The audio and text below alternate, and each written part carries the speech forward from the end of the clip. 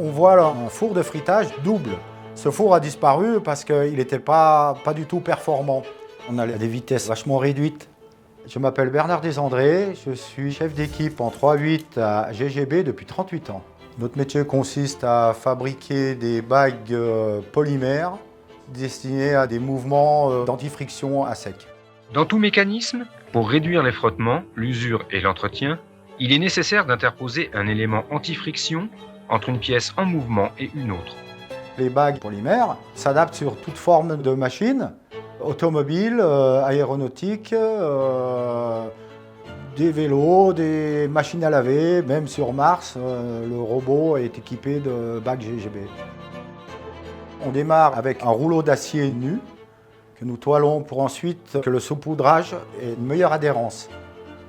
Ce rouleau, il est donc acheminé vers un poste de frittage qui va consister à déposer de la poudre de bronze sur la surface. Ensuite, nous mettons de la pâte polymère à base de PTFE. Ça ressemble un peu aux poêles qui sont en téflon.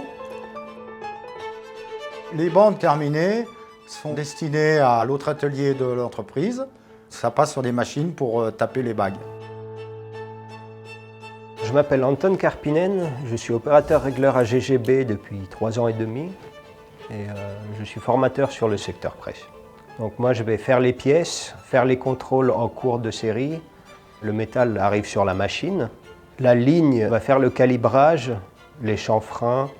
Ensuite la machine va découper un flanc, cambrer le flanc et faire une collerette dessus. La pièce sera ensuite lavée en machine à laver et elle ira au conditionnement, prêt à partir chez le client.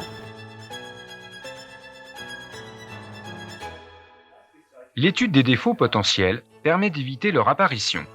Chaque opérateur est responsable de la qualité de son travail.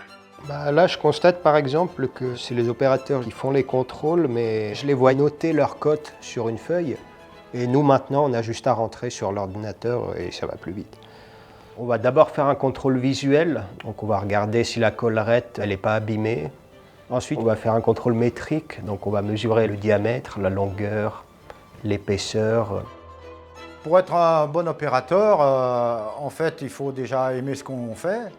Il faut de la vigilance, de la précision. Être curieux, comprendre comment le métal agit sous différentes contraintes. C'est un métier qu'on apprend sur le tas, pas à l'école. On démarre la matière à un certain point et ça évolue dans l'atelier. C'est très intéressant de connaître tout le cheminement du produit. Quand une machine ne marche pas, c'est parce qu'il y a un paramètre quelque part qui n'est pas bon. Ce n'est pas la machine qui a décidé de ne pas marcher aujourd'hui. Donc au final, en étant patient, en cherchant, on arrive toujours à trouver la solution, on arrive toujours à redémarrer.